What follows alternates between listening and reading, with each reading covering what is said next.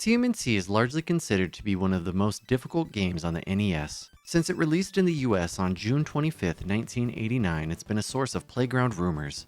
There's secret holes that you go into. From kids claiming to be able to jump the rope section, to the pizza of lies.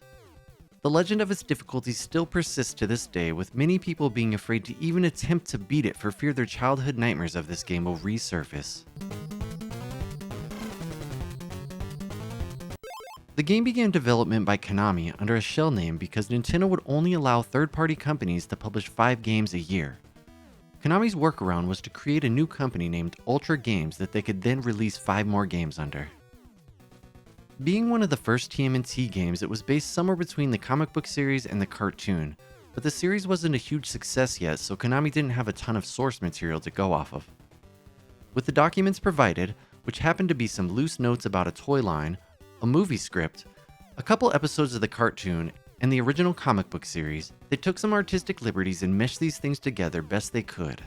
The plot is sort of based on episode 5 of the cartoon, where Shredder lures the turtles to the Technodrome with the promise that his retro-mutagen ray generator can turn Splinter back into his human form, Hamada Yoshi. This is the only thing that can restore Splinter to the form of Hamato Yoshi. If you want it, come get it.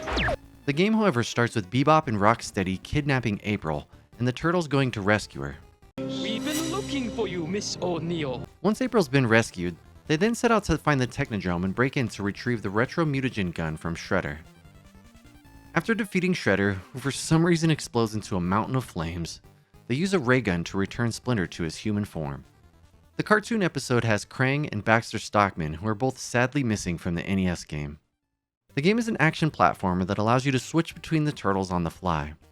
Each turtle has their own strengths and weaknesses, but Donatello is the clear winner. He has the longest reach and does the most damage of all the turtles. Who's the toughest? Donatello.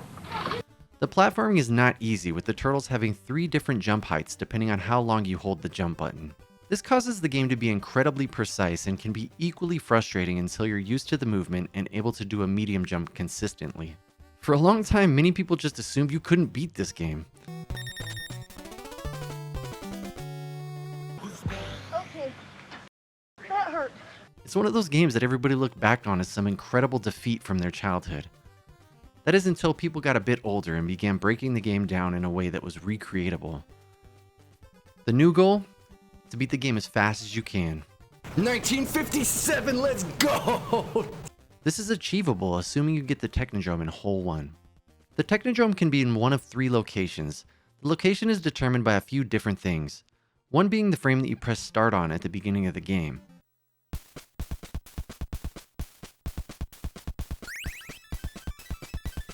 Players will try to time their start press to be in certain windows where there are higher chances of forcing a Hole 1, but this will only work if the console's CPU and PPU are properly aligned upon power-up.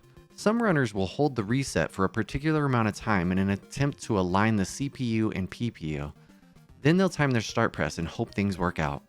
Unfortunately, there's currently no known way to know for sure which hole Technodrome is going to be in until you check. Luckily, there are speedrun boards for Hole 2 and Hole 3 as well. While digging through archives for old runs, I stumbled across a video by a runner named Spider Waffle. The video was posted to YouTube in 2012, but the title says it was the world record for nearly 8 years, reportedly being completed in 2006, possibly being one of the first people to ever sit down and route the game. There goes a good turtle. Based on notes, there were lengthy discussions on different strats and routing on a forum post on Speed Demo's archives. This was the earliest recorded run I could find, and it laid the groundwork for so many other runners to start getting into the game. At some point, a runner who went by Reaper of War was reported to have beaten Spider Waffle's time with a run of 19 minutes and 19 seconds. I couldn't locate any of the video footage for this, but there is some evidence that this time existed. On May 11, 2013, a runner named Feasel took the world record from Reaper of War with a time of 19 minutes and 12 seconds. If you look at their splits, the top shows that the world record at the time was 19 minutes and 19 seconds. This aligns with reports of the time being set by Reaper of War. Feasel continued to push and shortly after this achieved a 19:04, beating their own world record by 8 seconds. Wow. Reaper of War was also still pushing their time lower and took the world record back in the same month with a 19:03. Shortly after this, a runner by the name of Whitman Price began running the game. They also began using known strats that no one else was using in runs, like the first ceiling glitch in the Technodrome. On August 2013, Reaper of War was the very first runner to get a sub-19 with a time of 18 minutes and 59 seconds. Reaper and Whitman went back and forth with records, with the last world record by Reaper being a time of 18:51. Whitman continued lowering the time little by little, and on September 22, 2013, their time was an 18:21. This run is on Speed Demo archives, and in the notes, Whitman thanks previous runners Spider Waffle, Feasel, and Reaper of War for their contributions to the run, as well as a task that was created by Adelicat. Whitman states that at this point they had been running the game for 3 to 4 months. This was also the first known run where the second clip in the Technodrome was used. The second clip in the Technodrome is very risky. You have a window of only 2 frames to press the jump button. If you miss the window, you will soft lock the game and be forced to reset. However, if you press it on the right timing, you can jump back out of the floor, saving tons of time. This caused the run to remain as the world record for almost 2 years.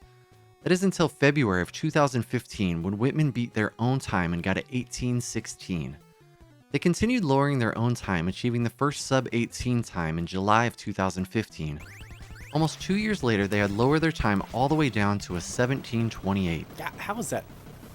I mean, that's what it should have been. Man, that's really good. With Whitman being uncontested for around 4 years, it was going to take a crazy person to attempt to compete with them. Then, a new runner entered the mix. Their name, Skunky48. Our family grows. October 17th, 2017, Skunky came through with their first world record. They managed to get a time of 17:24, beating Whitman's time by 4 seconds.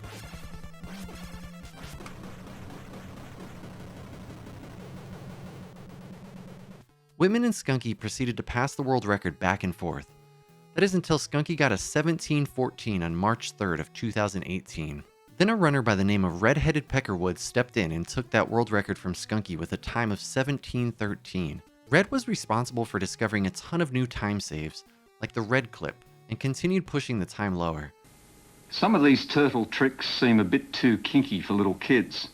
Now there was a race to see who would become the first ever sub-17 runner. Skunky answered back with a 17:03, and then Red came in with a 17:02. They were both getting very close, but who would be the first? Well, in July of 2018, it finally happened. Skunky achieved a 16:57, becoming the first ever to get a sub-17 time.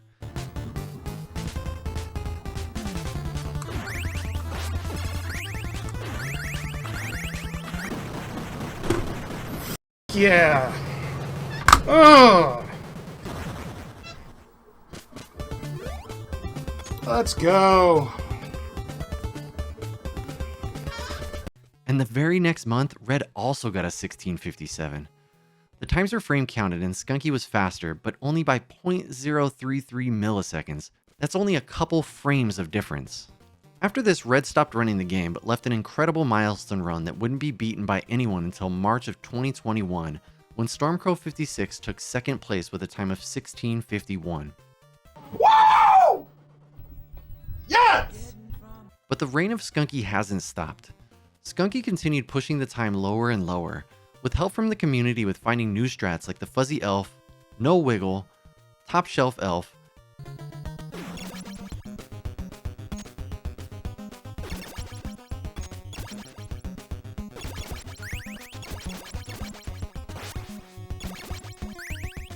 and the determination of a madman.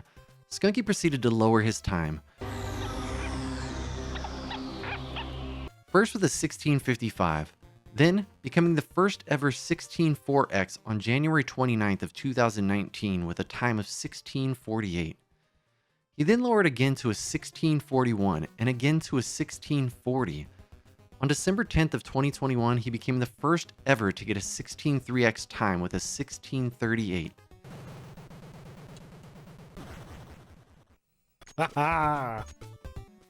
The next month, he achieved a 16:36, and on December 1st of 2022, he lowered it once again to a 16:33.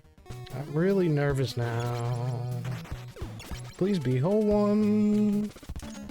Oh god, what the hell? Not only holding the world record for more than 4 years, he's continued to push the game further than anyone could have ever imagined. He reports to be on his final grind of TMNT. There's no goal time in mind. He's just looking to get the run he's satisfied enough with leaving as the icing on the top of this insane legacy. His sum of best is currently 1624, which means with frame-perfect play and nailing all the tricks, he could soon become the very first ever to achieve a 16.2x time, and the likelihood of this time ever being beaten is very slim. But not impossible. It's a pleasure to be able to not only witness history being made, but also to be a part of it. I love being a turtle! He's still pushing his time lower, so go show him some love over on Twitch and be there when the greatest TMNT player ever decides to finally hang up his controller. For now,